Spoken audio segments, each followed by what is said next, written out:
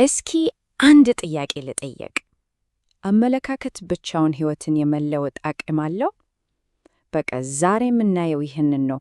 በጣም ቀላል ይመስል ግን ወሳኝ የሆነ እውነትን እንመረምራለን። እሱም ምንድን ነው? ዓለምን የምናይበት መንገድ ዓለም እኛን የምታይበትን የምትመልስልንን መንገድ ይወስነዋል የሚለውን ነው። እስኪ እንዴት እንደሆነ አብረን እናየው። የሄንሪ ፎርድ በጣም ዝነኛ አባባል የዛሬውን ዋና ሐሳባችንን በአንድ መስመር ነው የሚያስቀምጠው። ይሄ ማለት ምን መሰላችሁ? ስኬት የሚመጣው ከውጪ ካሉ ሁኔታዎች አይደለም። የሚጀምረው ከውስጣችን ነው፣ ከአእምሯችን ነው። አእምሯችን የሆነን ነገር ይሆናል ብሎ ካመነ ያ ነገር እውነታችን ይሆናል። በቃ እሺ፣ ይሄ ሐሳብ በንድፈት ሐሳብ ደረጃ በጣም አሪፍ ነው። በተግባር ግን ምን ይመስላል? እስኪ የጄፍ ኬለርን ታሪክ እንመልከት። ጄፍ ስኬታማ ጠበቃ ነበር፣ ግን የሆነ ነገር ይጎድለዋል። ደስተኛ አልነበረም። እናም አንድ ቀን በቃ ብሎ አመለካከቱን ለመቀየር ወሰነ።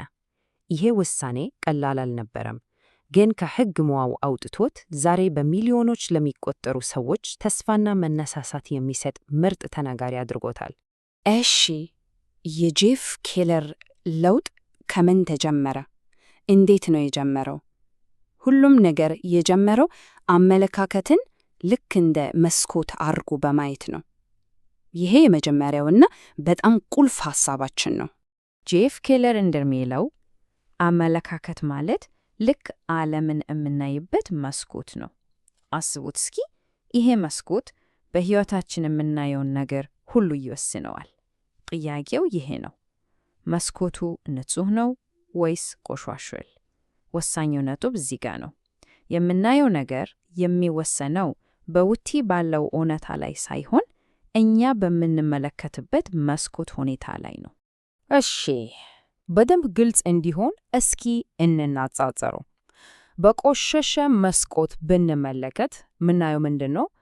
ችግሮችን፣ እንቅፋቶችን፣ ነገሮች ለምን እንደማይሆኑ የምናሰልፋቸውን ምክንያቶች ብቻ ነው ምናየው። ይሄ ነው አሉታዊ አመለካከት የሚባለው። እሺ፣ መስኮቱን እናጽዳውና በንጹህ መስኮት እንመልከት። አሁን ዕድሎች ይታያሉ፣ አማራጮች፣ መፍትሄዎች፣ ሁሉም ነገር በግልጽ ይታያል። ይሄ ደግሞ አዎንታዊ አመለካከት ነው። ዋናው ነጥብ ይሄ ነው። ዓለም ራሱ አልተለወጠ። እኛ የምንመለከትበት መስኮት ነው የተቀየረው። እሺ፣ መስኮታችንን የሚያቆሽሸው ነገር ምንድን ነው? ከየት ነው የሚመጣው? መልሱ ያለው እኛ ውስጥ ነው። ይህም በቀጥታው ወደሚቀጥለው ክፍላችን ይወስደናል። ይህም ስለ አመለካከታችን ምንጭ፣ ስለ ራሳችን ሐሳቦች የምናወራበት ክፍል ነው። እንደ ማዮ ክሊኒክ ትንተና ከሆነ የአመለካከታችን መሰረቱ ከራሳችን ጋር የምናደርገው ንግግር ነው። ያው የውስጥ ድምፃችን እንደማለት ነው። እስኪ እናስበው። ይህ ድምፅ ገንቢ ነው ወይስ አጥፊ? የሚያበረታታ ነው ወይስ ተስፋ የሚያስቆርጥን? የአመለካከት መስኮታችንን የሚያጻዳውም ሆነ የሚያቆሸሸው በቃ ይሄ የውስጥ ድምፃችን ነው። እሺ፣ እነዚህ አሉታዊ የውስጥ ድምጾች በተግባር ምን ይመስላሉ? እስኪ አንዳንድ የተለመዱ ምሳሌዎች እኔ ለምሳሌ መጠራት የሚባሉ አለ። ይህ ማለት አንድ በጣም ምርጥ ቀን አሳልፈን መጨረሻ ላይ የሆነች ትንሽ ስህተት ብትፈጠር ሙሉ ቀኑን በዛች ስህተት ብቻ መመዘን ማለት ነው። ግላዊ ማድረግ ደግሞ ጓደኛችን ቀጠሮ ቢሰርስ በቃ እኔን ስላልፈለገኝ ነው ብሎ በቀጥታ መደምደም። ጥፋትም መተንበይ ደግሞ ጠዋት ላይ ትንሽ ችግር ሲገጥመን በቃ ቀኑ ሙሉ ተበላሸ ብሎ ማሰብ። እነዚህ ሁሉ የአስተሳሰብ ወጥመዶች ናቸው መስኮታችንን የሚያቆሽሹት። እሺ፣ መፍትሄው ምንድን ነው? እንዴት ነው የምንለውጠው? በቃ ሐሳቦቻችንን መልሰን በመቅረጽ ነው። ይሄን ነገር ከዚህ በፊት ሰርቼው አላውቅም ከማለት ይልቅ አዲስ ነገር ለመማር በጣም ጥሩ አጋጣሚ ነው ብለን ማሰብ እንችላለን። ወይም ይሄ በጣም ከባድ ነው ከማለት እስኪ ከተለየ አቅጣጫ ለየው ማለት ይቻላል። እዚህ ጋር በደንብ መታወቅ ያለበት ነገር እውነታውን የካድን አይደለም፣ በፍጹም ችግሩን የምንመለከትበትን መንገድ ነው የቀየርን ያለ ነው። እሺ፣ አስተሳሰብን ማስተካከል የመጀመሪያውና ወሳኙ እርምጃ ነው። ግን ሐሳብ ብቻውን በቂ ነው? አይደለም። ሐሳብ ብቻውን ምንም አይሰራም። እናም ይሄ በቀጥታ ወደሚቀጥለው በጣም ወሳኝ ነጥብ ይወስደናል። ይሄም ቁርጠኝነት እና ተግባር። ጄፍ ኬለር ሐሳብን ወደ እውነታ ለመቀየር 3 ግልጽ እርምጃዎችን ያስቀምጣል። አንደኛ፣ ለዓላማዎቻችን ሙሉ በሙሉ ቆርጠን መነሳት አለብን።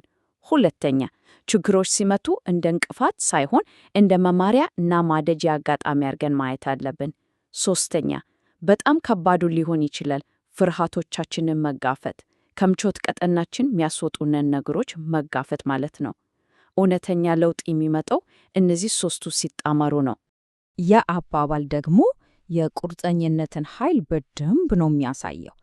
ተሰጥቶና ምርጥ ሐሳብ ብቻቸውን ምንም ዋጋ የላቸውም።